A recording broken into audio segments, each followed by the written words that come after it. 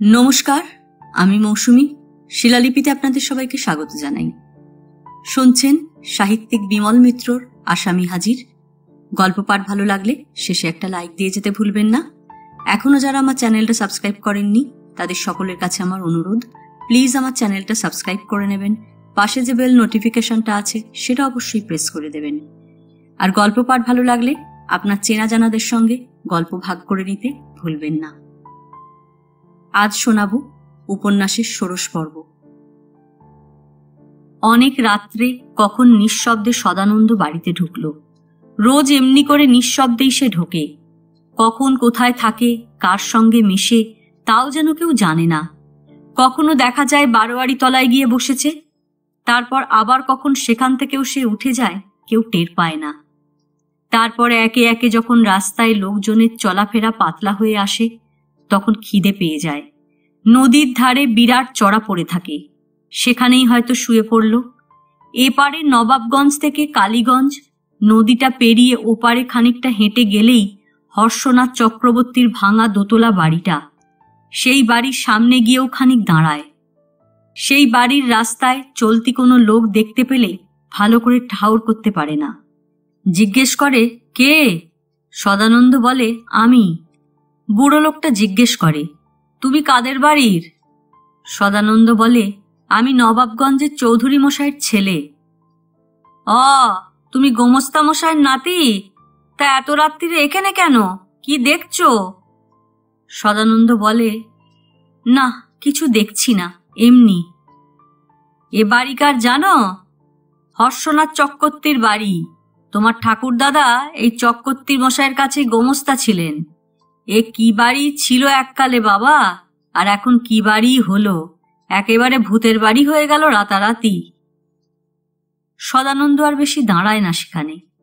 কদিন আগেও সে এখানে এসেছিল, এই বাড়ির মধ্যে ঢুকেছিল। এরই মধ্যে যেন জঙ্গলে ভর্তি হয়ে গেছে জায়গাটা। দু চারটে গাছ ভাঙা ইটের ফাঁকে ফাঁকে উঁকি দিতে শুরু করেছে। লোকজন কেউ নেই কোথাও, ভেতরে কোথাও একটা আলো জ্বলছে না। সত্যি ভূতের বাড়ি হয়ে গেছে দেখছি। আবার হাঁটতে হাঁটতে বাড়ির দিকে ফেরে, মনে হয় যেন পেছন পেছন কে আসছে। পেছন ফিরে দেখে একবার, কেউ কোথাও নেই। আবার যেন কার গলাও শোনা যায়। সদানন্দ আবার পেছনে ফেরে, কাউকে দেখতে পায় না। হঠাৎ যেন কে বলে ওঠে, আমার দিকে চেয়ে দেখ, এই যে আমি।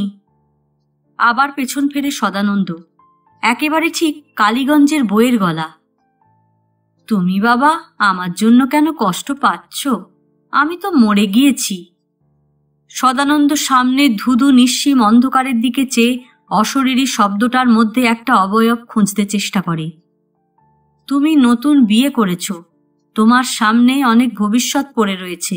তুমি আমার কথা আর ভেবো না বাবা, বুঝলে? ভাবলে তোমার জীবন নষ্ট হয়ে যাবে। তুমি বাড়ি ফিরে যাও। সদানন্দ কাঁদো কাঁদো গলায় একবার ক্ষীণ প্রশ্ন করলে, তুমি কই কালীগঞ্জের বউ, তুমি কই?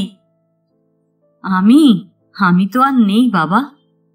তুমি নেই তো কথা বলছো কি করে? তুমি কোথায়? আমি আর কোথায় থাকবো? আমাকে যে তোমার গোমস্তা মশাই একেবারে শেষ করে দিয়েছে। আমি যে হারিয়ে গিয়েছি বাবা। বলতে বলতে একটা কাঠ ফাটা আর্তনাদে হঠাৎ যেন বাতাসটা চৌচির হয়ে গেল, আর সদানন্দের সমস্ত শরীরটা সেই শব্দে থরথর করে কেঁপে উঠল। হঠাৎ নজরে পড়ল তার সামনেই একটা কুকুর দাঁড়িয়ে আছে। রাস্তার বেওয়ারিশ কুকুর অচেনা মানুষ দেখে তার দিকে চেয়ে তারস্বরে ঘেউ ঘেউ করছে। সদানন্দ চিৎকার করে বলে উঠল, আমি এ পাপের প্রায়শ্চিত্ত করব কালীগঞ্জের বউ। তুমি দেখে নিও, আমি আমার দাদুর সব পাপের প্রায়শ্চিত্ত করব একদিন। আশ্চর্য, একটা তুচ্ছ কুকুরও তাকে আজ পর মনে করছে, তাকে অবিশ্বাস করছে, তাকে অশ্রদ্ধা করছে। সে যে এক নিষ্ঠুর হত্যাকারী পরশ্বাপহারীর বংশধর, তা এই রাস্তার কুকুরটাও যেন কেমন করে বুঝতে পেরেছে। লজ্জায় মাথা নিচু করে সদানন্দ আবার তার বাড়ির পথ ধরলে। অন্যদিন হলে সে কুকুরটাকে তাড়া করত, কিংবা তাকে লক্ষ্য করে একটা ঢিলও ছুঁড়ত। কিন্তু আজ তার মনে হলো কুকুরটার কোনো অপরাধ নেই, সে কোনো অন্যায় করেনি। নবাবগঞ্জের মানুষও যে তাকে এতদিন এমনি করে কামড়াতে আসেনি, এই যেন তার পরম সৌভাগ্য। প্রকাশ মামাই প্রথমে তাকে দেখতে পেয়েছে। দেখতে পেয়েই চেঁচিয়ে উঠেছে, ও দিদি, এই যে এতক্ষণে তোমার খোকা এসে গেছে। গৌরী পিসিও রান্নাঘর থেকে বেরিয়ে এলো। সকলকেই বলা ছিল বৌমা যে বাড়িতে এসেছে এ কথা কেউ যেন খোকাকে না জানায়। সদানন্দ সকলের মুখের দিকে চেয়ে অবাক হয়ে গেল। এমন করে তো অন্যদিন কেউ চায় না তার দিকে, অন্তত কেউ এত তীক্ষ্ণ দৃষ্টি দিয়ে চেয়ে দেখে না।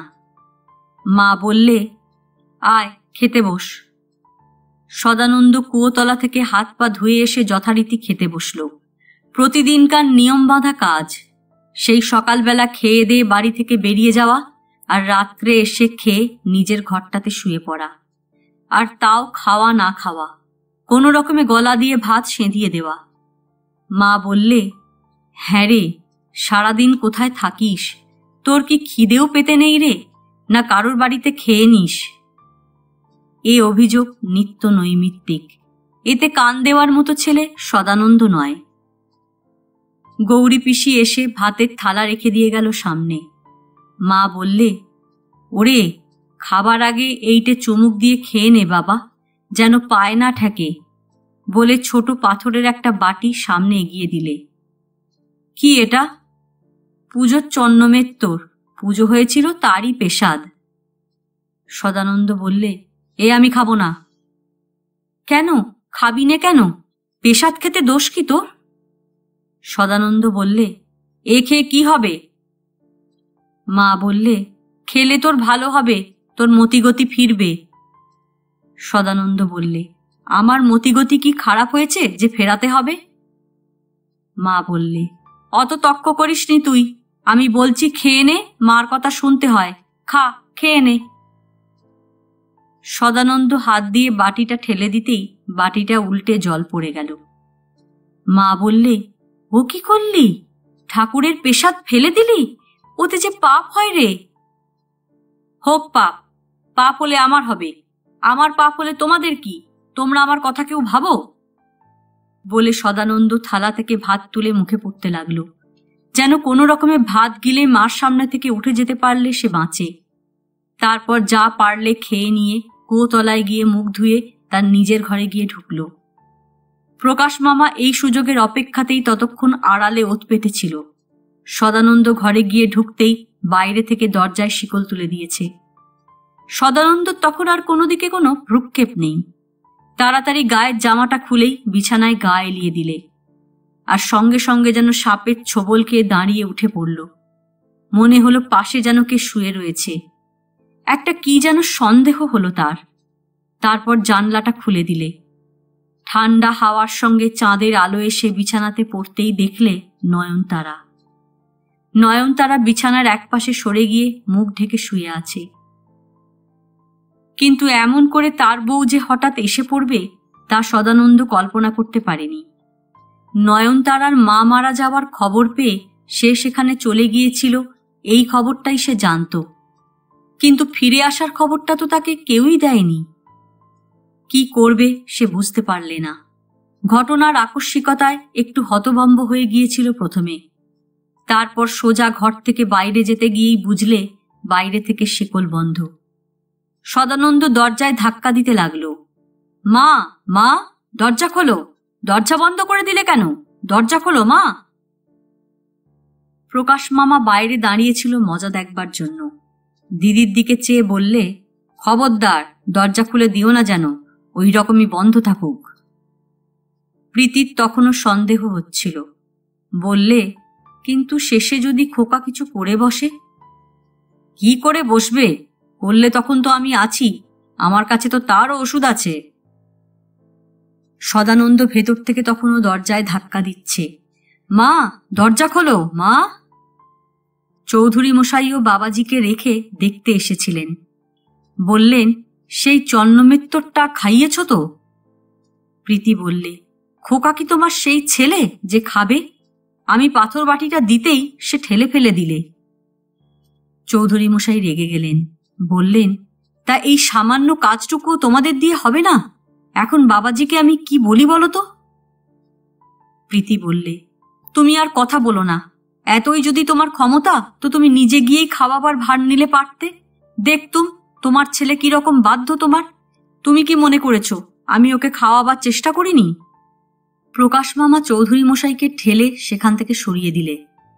বললে, আপনি যান তো জামাইবাবু এখান থেকে, আপনি যান।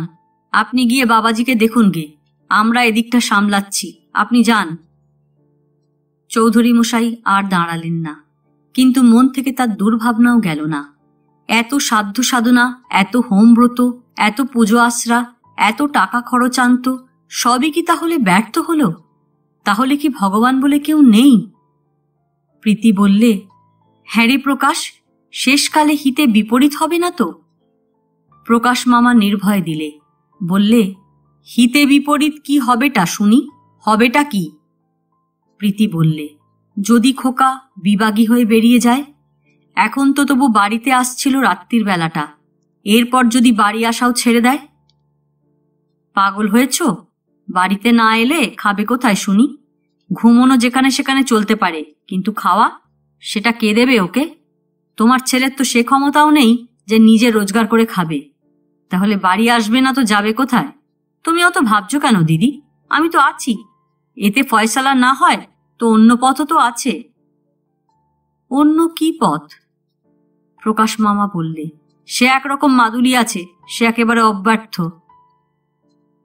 প্রীতি বললে, হ্যাঁ, মাদুলি পড়তে বয়ে গেছে তোর ভাগ্নের, বলে চন্নমের তরিক ফেলে দিলে সে আবার পড়বে মাদুলি।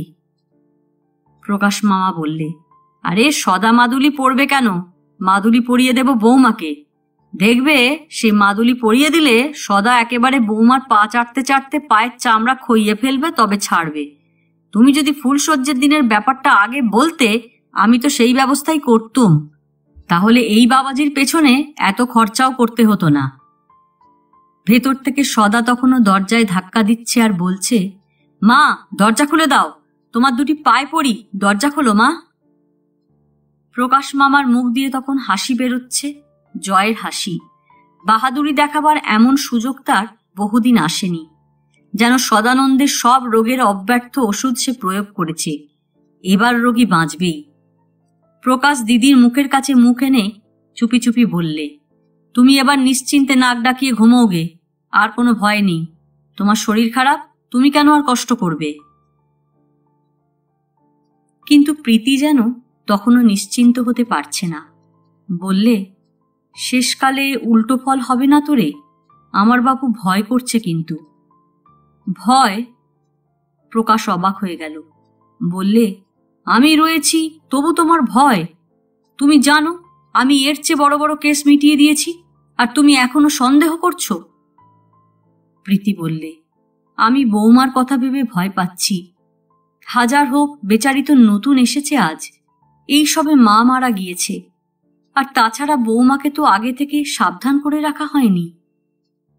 প্রকাশ বললে, বর বউ এক ঘরে শোবে, তাতে আবার সাবধান করে দেবার কি আছে? মেয়ে মানুষের চরিত্র তুমি আমাকে শেখাচ্ছ? তুমি ভাবছো আমি মেয়েদের স্বভাব জানি না? সদা যদি একটু চালাক হয় তো আজকে এই চান্স আর ছাড়বে না। প্রথম দিন যা করেছে তা করেছে, আজকে যদি আবার এই চান্স হাতছাড়া করে তো ওর কপালে অনেক দুঃখ আছে, এই তোমাকে বলে রাখলুম। প্রীতি বললে, আর কতক্ষণ দরজায় এমনি করে শেকল দিয়ে রাখবি?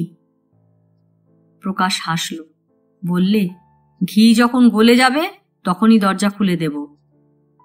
তার মানে? তার মানে বুঝলে না তুমি? আগুনের পাশে ঘি রাখলেই তো গলে যায়। আর একটু সবুর করো না, তখনই ওই সদা নিজেই ভেতর থেকে দরজার খিল বন্ধ করে দেবে। আমাকে আর এখানে দাঁড়িয়ে থাকতে হবে না। প্রীতি বললে, কি জানি বাপু তোর মতলব কি, তুই থাক, আমি যাই, আমার ঘুম পেয়ে গেছে, আমি আর পারছি নে। বলে প্রীতি তার নিজের ঘরের দিকে চলে গেল। চৌধুরী মশাই তার আগেই বিছানায় গিয়ে শুয়ে পড়েছিল। তিনিও তখন হাঁ করেছিলেন সব শোনবার জন্যে। গৃহিণীকে দেখেই জিজ্ঞেস করলেন, কি হলো, ওদিকের কি খবর? প্রীতি বললে, প্রকাশ রইল, আমি চলে এলুম, আমার ঘুম পেয়ে গেছে। চৌধুরী মশাই জিজ্ঞেস করলেন, তা এখনো কি প্রকাশ সেই রকম শেকল দিয়ে রেখেছে নাকি? রেখেছে। কখন খুলবে? প্রীতি বললে, কে জানে কখন খুলবে। ছেলের যেমন কাণ্ড, এত ছেলের বিয়ে দেখেছি, এমন কাণ্ড বাপের জন্মে কখনো কারো দেখিনি। এও আমার কপাল। চৌধুরী মশাই এ কথার জবাব কিছু দিলেন না। আর কি জবাবই বা তার দেবার ছিল? এমন ধারা কাণ্ড তিনিও জীবনে দেখেননি। লোকের বিয়ে হয়, বর কনে ফুলশয্যার রাত থেকে এক বিছানায় শোয়ে, পরের দিন সারা রাত জাগার দরুন বেলা করে ঘুম থেকে ওঠে। তার পরদিন থেকে লোকে কখন রাত হবে, কখন আবার বউয়ের সঙ্গে দেখা হবে, সেই আশায় সারাদিন ছটফট করে। তার নিজেরও একদিন বিয়ে হয়েছিল, তিনিও বিয়ের পর তাই করেছেন। এই হলো নিয়ম, এইটাই তো স্বাভাবিক ব্যাপার। সকলের জীবনে এই তো ঘটে, তা নয়? এ কি অসম্ভব কাণ্ড! এ কথা লোকে জানলে তারাই বা কি ভাববে? বৌমার বাবার কানে গেলে তিনিই বা কি ভাববেন? কোথাও কিছু নেই, ঠাকুরদাদা কি দোষ করল, বাবা কি অপরাধ করল, তাই নিয়ে কোনো ছেলে এমন পাগলামি করেছে, এ কথা কখনো কেউ শুনেছে? চৌধুরী মশাই গৃহিণীর দিকে ফিরে বললেন, ওগো, শুনছ? গৃহিণী জেগেই ছিলেন। বললেন, কি? বৌমাকে বলে দিয়েছ তো যে এসব কথা যেন বেয়াই মশাইকে না বলে?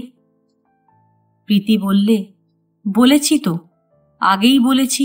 বারবার এসব কথা বলতেও আমার লজ্জা করে। শাশুড়ি হয়ে এসব কথা বউকে বারবার বলতে ভালো লাগে? চৌধুরী মশাই বললেন, তা আমারই কি বলতে ভালো লাগে মনে করো? কিন্তু কি করব বলো? ছেলে যদি এমন বেয়ারা না হতো, আমি কি ভাবছো এসব নিয়ে আলোচনা করতুম? প্রীতি বললে, তা তোমাদেরই তো যত দোষ। কেন? আমরা আবার কি দোষ করলুম? আমরা মানে কারা? প্রীতি বললে, তুমি আর তোমার বাবা। তোমরা কাকে ঠকিয়ে টাকা কড়ি জমি জমা করবে, কাকে খুন করবে, তা ওর মনে লাগবে না? সত্যিই তো, কালীগঞ্জের বউ যেমন মানুষই হোক, জলজ্যান্ত মানুষটা যাবেই বা কোথায়? দারোগা পুলিশ এলো, তারাই বা কিছু কুলকিনারা করতে পারলে না কেন? তাদেরও তোমরা টাকা খাইয়ে হাত করবে। তা এখন আমার কি, তোমরাই সামলাও। চৌধুরী মশাই কথাটাকে চাপা দেবার চেষ্টা করতে গেলেন। বললেন, তুমি আর ওসব নিয়ে মাথা ঘামাতে যেও না। প্রীতি বললে, কেন মাথা ঘামাবো না কেন? চৌধুরী মশাই বললেন, তোমরা মেয়ে মানুষ বাড়ির ভেতর থাকো, বাড়ির বাইরের ব্যাপারে তোমাদের মাথা ঘামাবার দরকারটা কি? জমিদারি জোতদারির কথায় তোমাদের মেয়ে মানুষদের না থাকাই ভালো। প্রীতি বললে, ওই মাথা ঘামাতে দাও না বলেই তো আজকে আমার বৌমার এই হেনস্থা। মাথা ঘামাতে দিলে আর বাড়ির ভেতর এই অবস্থা হতো না। কথাটা চৌধুরী মশাইয়ের পছন্দ হলো না। বললেন, তাহলে বলো জমি জমা বেচে দিয়ে সন্ন্যাসী হয়ে যাই, সন্ন্যাসী হয়ে সংসার ধর্ম ছেড়ে বনে চলে যাই। তাও তো পারবে না, তাতেও তো তোমার কষ্ট হবে। প্রীতি বললে, তা সংসার ধর্ম ছাড়বার কথা কি আমি একবারও বলেছি? রাত দুপুরে কি যে তুমি সব আজে বাজে কথা বলো। চৌধুরী মশাই বললেন, এসব বাজে কথা হলো? তোমার সঙ্গে দেখছি এসব কথা বলাও পাপ। প্রীতি বললে, তা বাজে কথা না তো কি? আমি তোমায় সংসার ছেড়ে বনে চলে যেতে একবারও বলেছি? চৌধুরী মশাই বললেন, তাহলে কালীগঞ্জের বউয়ের কথা তুমি তুললে কেন? কালীগঞ্জের বউকে কি আমরা খুন করেছি? আর যদি খুনই করতুম, তো দারোগা পুলিশ কি তার কোনো কিনারা করতে পারত না? তারা কি সবাই ঘাস খায়? তারপর একটু থেমে আবার গলা চড়িয়ে বললেন, আর তাছাড়া জমিদারির তুমি কি বোঝো শুনি? জমি জমা করতে গেলে খুন খারাপি না করলে চলে? তাহলে কাল থেকে তুমি চণ্ডী মণ্ডপে গিয়ে বসলে পারো, আর আমি রান্নাঘরে ঢুকি, দেখি কিরকম জমিদারি চালাও তুমি। প্রীতি বললে, যাও, তুমি আর তো কিছু পারো না, কেবল ঝগড়াই করতে পারো। চৌধুরী মশাই বললেন, আমি ভালোই কথা বলছি, আর তোমার কাছে এটা ঝগড়া করা হলো? ঝগড়া না তো কি? কোথায় আমি বুঝিয়ে সুজিয়ে কথা বলতে এলাম, আর তুমি এলে আমার সঙ্গে ঝগড়া করতে। তুমি ঘুমোও না? তোমার কি ঘুমও পায় না? তোমায় কে জেগে থাকতে বলেছে? চৌধুরী মশাই বললেন, বাড়ির মধ্যে ছেলের এই কাণ্ড, এতে কারো ঘুম আসে? তা তুমি ঘুমো আর না ঘুমো, আমাকে ঘুমোতে দাও। সারাদিন সংসারে খেটে খেটে আমার হাড় মাস কালো হয়ে গেছে, আমি একটু ঘুমোবো। কাল সকালে উঠেই তো আবার আমাকে সংসারের পিণ্ডি রাঁধবার ব্যবস্থা করতে হবে। তখন দানা পানি না পেলে তো আবার তোমরাই চেঁচাবে। চৌধুরী মশাই বললেন, তোমার শরীর খারাপ, তুমি অত খাটোই বা কেন? তুমি ছাড়া কি আর লোক নেই? গৌরী সারাদিন কি করে? ও তো কেবল নেচে নেচে বেড়ায় দেখেছি। ওকে দিয়ে কিছু কিছু করিয়ে নিতে পারো না? গৌরী রয়েছে, বিষ্টুর মা রয়েছে, লোকের তো তোমার আমি কমতি রাখিনি। তাদের কি কেবল বসিয়ে বসিয়ে খাওয়াবার জন্য রেখেছি? তারা যদি কিছুই কাজ না করে তো তাদের ছাড়িয়ে দাও না, আপদ বিদেয় হোক। প্রীতি আর পারলে না, বললে, দেখো, যা জানো না তা নিয়ে কথা বলতে এসো না। বাইরে থেকে ওসব অনেক কথা বলা যায়, কথা বলতে তো কারো ট্যাক্স লাগে না। হাতে কলমে করলে তবে ঠেলা বুঝবে।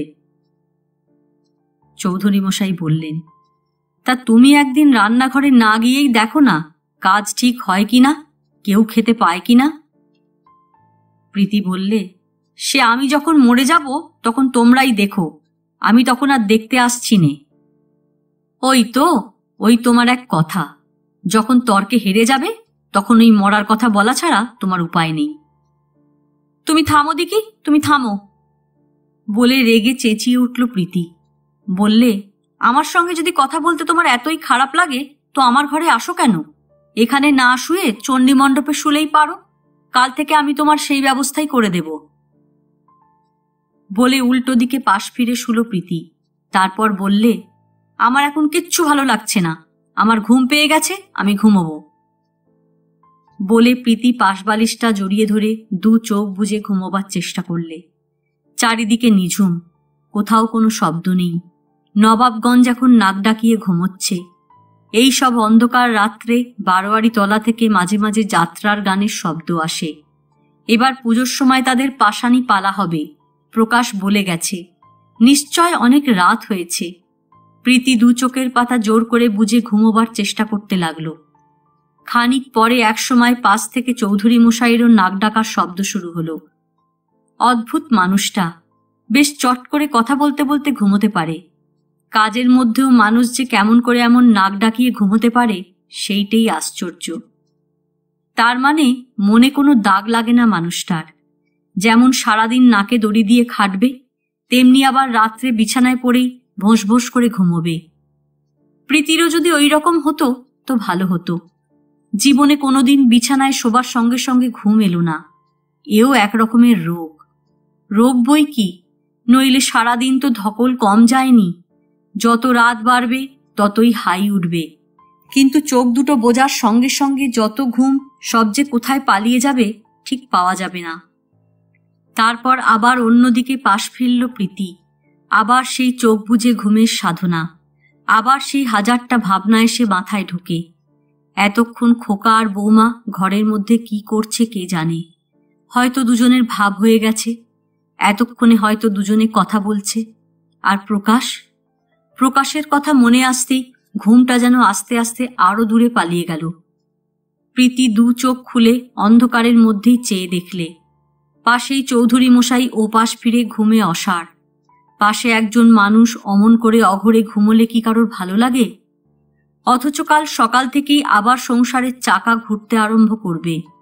ভোরবেলা দেখা হলেই গৌরী ভাঁড়ারের চাবি চাইবে। বিষ্টুর মা জিজ্ঞেস করবে কি রান্না হবে।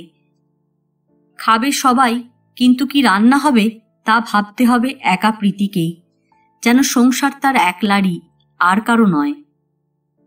কিন্তু না, প্রকাশের কথাটা মনে পড়তেই প্রীতি বিছানা ছেড়ে উঠল। জ্বালাতন হয়েছে তার। সারাদিন হাড় ভাঙা খাটুনি খেটে রাত্রিরে যে একটু আরাম করে ঘুমোবে তারও উপায় নেই। গায়ের কাপড় ভালো করে সামলে নিয়ে প্রীতি ঘর থেকে বেরোলো। রাত কত হয়েছে কে জানে। কোনো দিক থেকে কারো কোনো শব্দ আসছে না। প্রীতি আস্তে আস্তে খোকার ঘরের দিকে গেল, কিন্তু খোকার ঘরের সামনে গিয়ে অবাক। দেখে প্রকাশ সেই ঘরের দরজার সামনে খালি মেজের ওপর শুয়ে নাক ডাকাচ্ছে। প্রীতি ডাকলে, হেই প্রকাশ, প্রকাশ, হেই প্রকাশ। প্রকাশের ঘুম নয় তো, যেন হাতির ঘুম। কেউ যদি তাকে কাঁধে করে তুলেও নিয়ে যায় তবু তার ঘুম ভাঙবে না। এই প্রকাশ, প্রকাশ। এবার তার গায়ে ধাক্কা দিয়ে ঠেলতে হলো। মোষের মতো ঘুমোচ্ছে, তার কাপড় খুলে নিলেও যেন সে টের পাবে না এমন ঘুম। ধাক্কা খেয়ে প্রকাশ ধর্মর করে উঠে বসল। বললে, কে কে, কি হয়েছে? একে ঘুমের জড়তা, তার উপর মাঝরাত। তারপর একটু যেন জ্ঞান ফিরল। প্রীতির মুখের দিকে চাইলে বললে, কি হলো, আমি কোথায়? প্রীতি বললে, আমি তো দিদি রে, আমি তো দিদি কথা বলছি। দিদির কথা শুনে ধাতস্থ হলো প্রকাশ। বললে, তাই বলো, তা অমন করে ঠেলতে আছে? আমি তো জেগেই ছিলুম, শুধু চোখ দুটো বুজিয়ে রেখেছিলুম আর কি। তা তুমি আবার কষ্ট করে কেন আসতে গেলে? আমি যখন ভার নিয়েছি তখন তুমি অত ভাবছো কেন? সেসব কথায় কান না দিয়ে প্রীতি বললে, খোকা আর দরজা ঠেলেছিল, ধাক্কা দিয়েছিল ভেতর থেকে। খোকা? সদা? কই না তো, ধাক্কা দিলে তো আমি শুনতে পেতুম, আমি তো জেগেই আছি। প্রীতি যেন মনে মনে খুশি হলো। তাহলে এতক্ষণে খোকার ভাব হয়ে গেছে বৌমার সঙ্গে, কি বল? প্রকাশ বললে, আরে তোমাকে তো আমি আগেই বলে রেখেছি যে তোমার কিচ্ছু ভাবনা নেই। যতক্ষণ আমি আছি তুমি গ্যাঁট হয়ে পায়ের ওপর পা দিয়ে চুপ করে বসে থাকো না। আমি সদার বউ পছন্দ করে দিয়েছি, ওর দায়িত্ব আমারই। প্রীতি বললে, সে তো আমি জানি রে, কিন্তু তোর জামাইবাবু যে ভেবে ভেবে ছটফট করছে, ও নিজেও ভাবছে, আমাকেও ভাবিয়ে মারছে। প্রকাশ বললে, কেন যে জামাইবাবু এত ভাবছে তা বুঝতে পারছি না। তুমি কি বলতে চাও আমি মেয়ে মানুষ কখনো দেখিনি, না মেয়ে মানুষকে কখনো বিয়ে করিনি? আমারও তো এককালে বিয়ে হয়েছে গো। আগুনের পাশে ঘি রাখলে কি হয় তা কি আমি জানি না বলতে চাও? তুমিই বলো, আগুনের পাশে ঘি রাখলে কি হয়? তুমিই বলো, তোমারও তো বিয়ে হয়েছে। প্রীতি কিছু বুঝতে পারলে না। প্রকাশ যে কথা বলছে সে তো সোজা হিসেব, কিন্তু সংসারের সব হিসেব যদি অত সোজা হিসেব হতো তাহলে তো আর কোনো ভাবনাই থাকতো না। তাহলে কি আর প্রীতির এত ভাবনা, না চৌধুরী মশাইয়ের এত খরচ আনত? চৌধুরী মশাই যে কেমনভাবে দিন কাটাচ্ছেন তা বাইরের কেউ জানতে পারে না, কিন্তু প্রীতি তো মানুষটার যন্ত্রণার কথা আন্দাজ করতে পারে।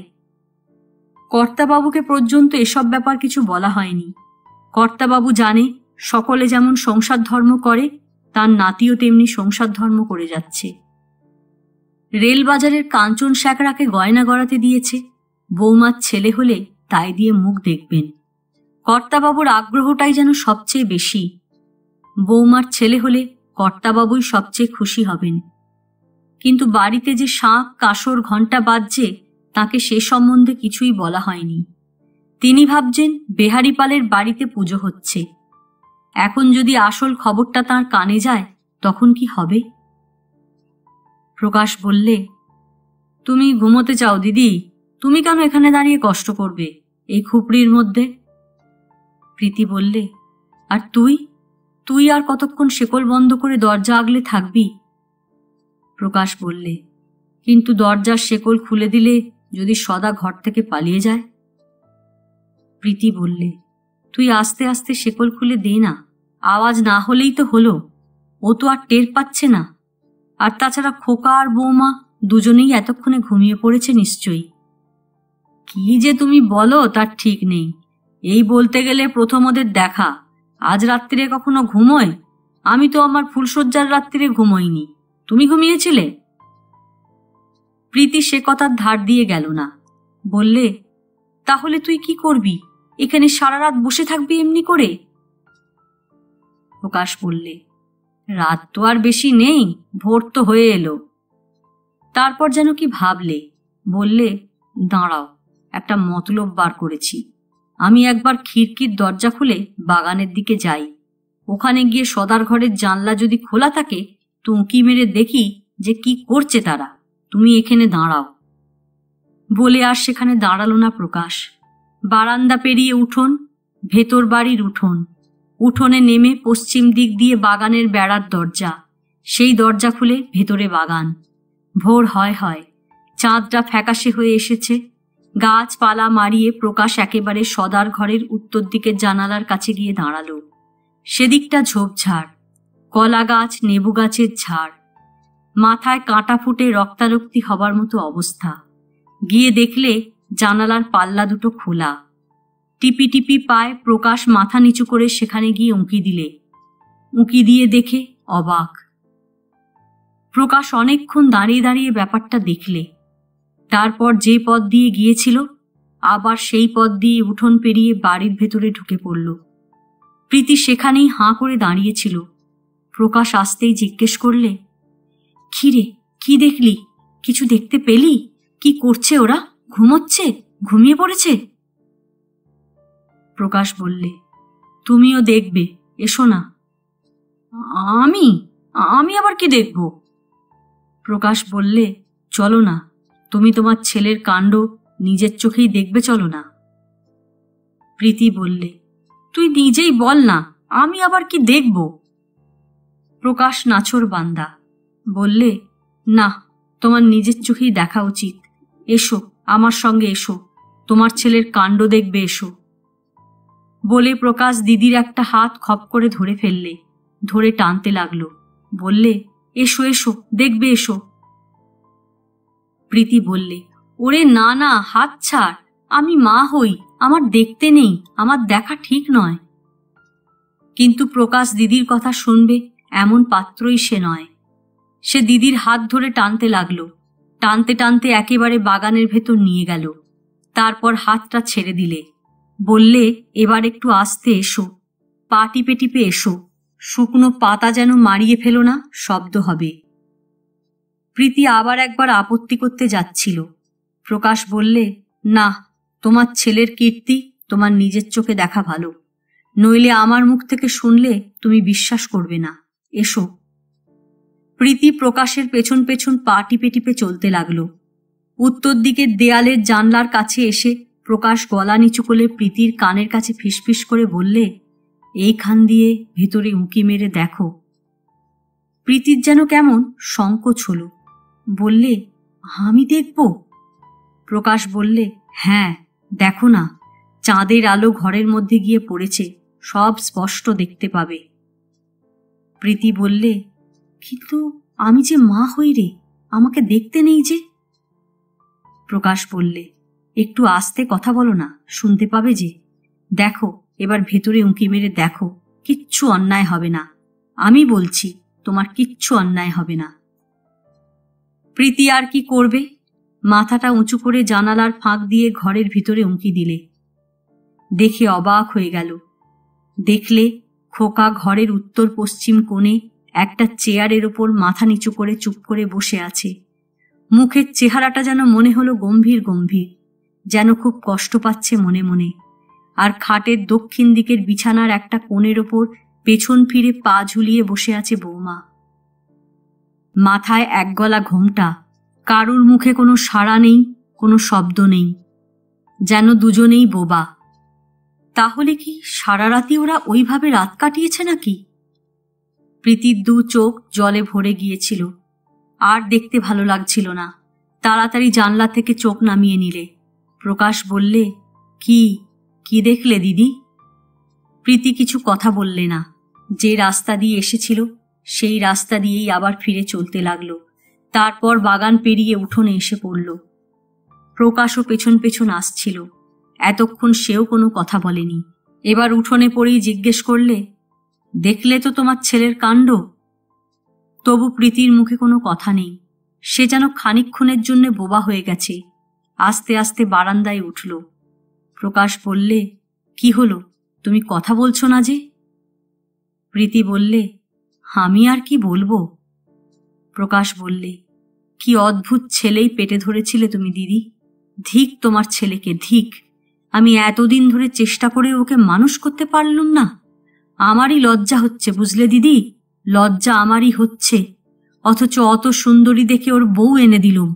আমি জানতুম আগুনের পাশে ঘি রাখলে ঘি গলে জল হয়ে যায়। এ যে দেখছি একেবারে আইস, একেবারে বরফ। প্রীতি তখনও যেন নিজের মনেই কি ভাবছিল। বললে, আমার মনে হয় ওর বিয়ে না দিলেই ভালো হতো রে। ও তখন আপত্তি করেছিল।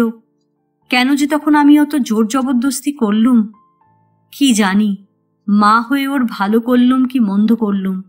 আর পরের বাড়ির একটা নিরপরাধ মেয়ের জীবনটাও মাঝখান থেকে বোধহয় নষ্ট করে দিলুম।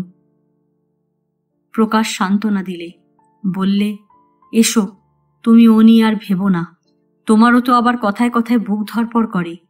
আর ভেবো না তুমি, আমি সব ঠিক করে দেব। আমাকে দেখছি সেই মাদুলিই আনতে হবে। সত্যি প্রীতির বুকটার কাছে কেমন যেন ব্যথায় টনটন করছিল।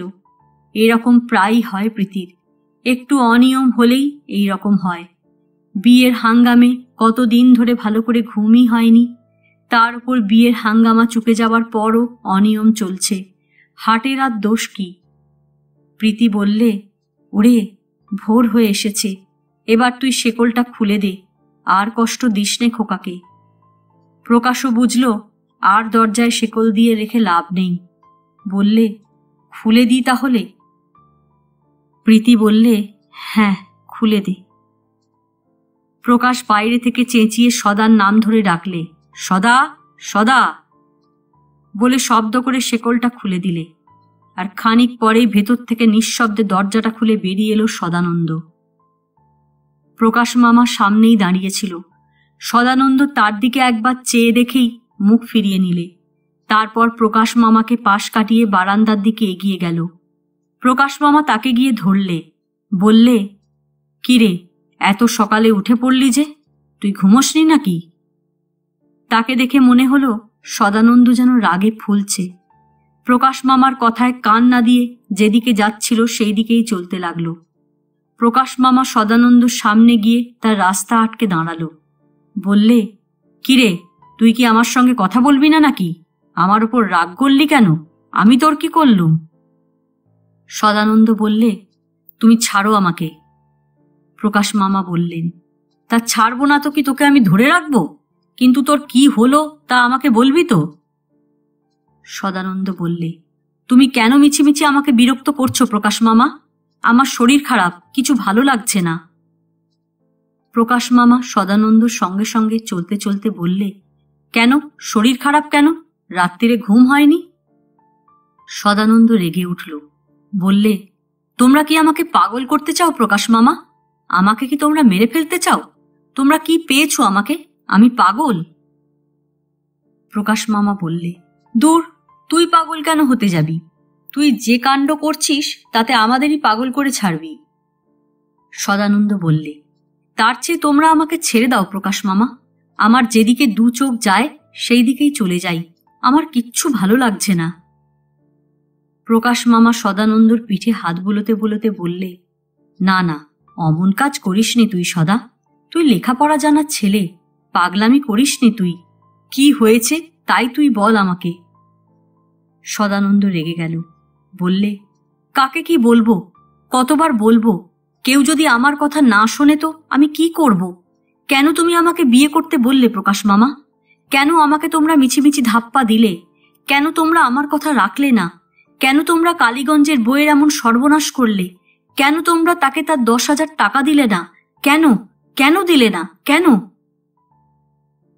প্রকাশ মামা বললে, কেন টাকা দিলেন না তা তোর দাদু জানে। তোর বউ কি দোষ করলো? তোর দাদুর দোষের জন্যে তা বলে তুই তোর বউয়ের ওপর প্রতিশোধ দিবি? ওদিকে প্রীতি তাড়াতাড়ি খোকার ঘরে ঢুকে পড়েছে। ভেতরে ঢুকেই ডাকলে, বৌমা। নয়নতারা তখনও খাটের কোণের দিকে ঠায় সেই একইভাবে বসেছিল। শাশুড়ির গলার শব্দে তার ঘোমটাটা যেন একটুখানি কেঁপে উঠল, কিন্তু তখনই সে নিজেকে সামলে নিয়েছে। শাশুড়ি যখন সামনে এসে দাঁড়ালো তখন চোখের জলে সবকিছু ঝাপসা হয়ে গিয়েছে। শাশুড়ি সামনে দাঁড়িয়ে জিজ্ঞেস করলে, কি বৌমা, কাঁদছো যে, কি হয়েছে? নয়নতারা তার মাথাটা আরো নিচু করে নিলে, যেন পোড়া মুখ দেখাতেও তার লজ্জা হচ্ছিল। শাশুড়ি আবার বৌমাকে জিজ্ঞেস করলে, কি হলো, কথা বলছো না যে? আজ তো খোকা রাত্রিরে তোমার ঘরে ছিল, আজ তো আর পালিয়ে যায়নি। তবু নয়নতারার মুখ দিয়ে কোনো কথাই বেরোলো না। তার মাথাটা যেন আরো নিচু হয়ে গেল। প্রীতি এবারে নয়নতারার চিবুকে হাত দিয়ে তার মুখটা নিজের দিকে তুলে ধরলে। নয়নতারা সঙ্গে সঙ্গে লজ্জায়, ঘেন্নায়, অপমানে চোখ দুটো বুজিয়ে ফেলেছে। কিন্তু চোখ বুজলেই কি আর চোখের জলকে আটকানো যায়? সেটা তখন অঝোর ধারায় গাল বেয়ে গড়িয়ে পড়তে শুরু করেছে। প্রীতি বললে, আমার কথার জবাব দাও বৌমা। আমি জানতে চাইছি আজকে খোকা তোমাকে কি বললে, তোমার সঙ্গে কোনো কথা বলেছে সে? নয়নতারা মুখে কিছু বললে না, শুধু ঘাড় নেড়ে জানালে, না। কোনো কথা বলেনি? না। তাহলে সমস্ত রাত ঘুমিয়ে কাটালে? না। সমস্ত রাত জেগেছিলে? বলো, জবাব দাও। দুজনেই জেগে কাটালে, অথচ দুজনের মধ্যে কোনো কথা হলো না মোটে। সেই জন্যেই বুঝি তোমার চোখ এত ফুলে উঠেছে? একে রাত জাগা, তার উপর সমস্ত রাত কেঁদেছ, চোখ তো ফুলবেই। তারপর এই সমস্যার কি সমাধান করবে তা ভেবে না পেয়ে প্রীতি বললে, তাহলে তুমি একটু শুয়ে পড়ো বৌমা, একটু ঘুমোবার চেষ্টা করো। ভোর হয়ে এসেছে, আমি বাসি কাপড় বদলে তোমার জন্য একটু দুধ গরম করে আনতে বলি। বলে প্রীতি চলে যাচ্ছিল। নয়নতারা এবার কথা বলে উঠল, বললে, মা। কি বৌমা, আমাকে কিছু বলবে? কি বলতে যাচ্ছিলে বলো। নয়নতারা আধফোঁটা গলায় বললে, আমাকে বাবার কাছে পাঠিয়ে দেবার ব্যবস্থা করে দিন। প্রীতি স্তম্ভিত হয়ে গেল বৌমার প্রস্তাব শুনে। বললে, ছি বৌমা, অমন কথা বলতে নেই, লোকে বলবে কি? তাতে তোমারও নিন্দে হবে, তোমার শ্বশুর বাড়িরও নিন্দে হবে। বলবে চৌধুরী মশাই এমন বউ করেছিল যে সে শ্বশুর শাশুড়িকে মানিয়ে চলতে পারলে না। আর তোমার বাবার কথাটা একবার ভাবো তো, সবে তিনি এত বড় একটা শোক সামলে উঠেছেন, এরপরে যদি শোনেন যে তোমার কপালও ভেঙেছে, তাহলে কি আর তিনি বাঁচবেন? নয়নতারা কথাগুলো মন দিয়ে শুনল, কিছু উত্তর দিলে না। প্রীতি বললে, তার চেয়ে তুমি আর কটা দিন সহ্য করো, দেখি আমি কি করতে পারি। আমাকে একটু ভাবতে সময় দাও। নয়নতারা হঠাৎ জিজ্ঞেস করলে, কিন্তু আমি কি অন্যায় করেছি মা? কি এমন অন্যায় করেছি যে আমাকে এত শাস্তি পেতে হবে? আমাকে তো আপনারা দেখে শুনে পছন্দ করে বউ করে এনেছেন। আমি তো নিজে থেকে যেচে আপনাদের বাড়ি আসিনি যে এমন করে তার প্রতিশোধ নেবেন আমার ওপর। বলতে বলতে নয়নতারা যেন ভেঙে পড়ল। মনের জ্বালায় হয়তো আরো অনেক কিছু সে বলতো, কিন্তু বলতে গিয়ে তার গলাটা কথার মাঝখানেই বুঝে এলো। প্রীতি নয়নতারার পিঠে হাত বোলাতে বোলাতে বললে, দোষ তুমি কেন করতে যাবে বৌমা? সব দোষ আমার আর আমার ছেলের। আমরাই দোষ করেছি। আমার ছেলে বিয়েই করতে চায়নি, তবু তাকে জোর করে বিয়ে দেওয়া হয়েছিল। তা তুমি তার জন্য ভেবো না বৌমা। প্রথম প্রথম অনেক ছেলেই বিয়ে করতে চায় না, কিন্তু শেষকালে তো সবই ঠিক হয়ে যায়। তখন আবার ছেলে মেয়ে হয়ে ঘর একেবারে ভরে যায়। এরকম অনেক দেখেছি আমি। আমাদের সুলতানপুরেই আমি কত দেখেছি। কিন্তু তুমি যেন এই নিয়ে এখন সাত কান করো না। কথাটা যদি একবার পাড়ার লোকের কানে যায় তো আর রক্ষে থাকবে না। তখন গায়ে এই নিয়ে ঢিঢি পড়ে যাবে একেবারে। হঠাৎ বাইরে থেকে ডাক এলো, বৌদি। প্রীতি বললে, ওই গৌরী আসছে, এখনই বিষ্টুর মা রান্নাঘরে ঢুকবে। গৌরী ভাঁড়ারের চাবি চাইতে এসেছে। আমি এখনই আসছি। উনুনে আগুন দিলেই তোমার জন্য এক বাটি গরম দুধ নিয়ে আসছি। সারা রাত জেগে আছো, শরীরটা একটু সুস্থ হবে। বলে বাইরে চলে গেল প্রীতি। আজ এ পর্যন্তই। উপন্যাসের সপ্তদশ পর্ব নিয়ে অন্যদিন আসব। গল্প পাঠ ভালো লাগলে লাইক, শেয়ার, কমেন্টস করতে ভুলবেন না। আজকের মতো নমস্কার।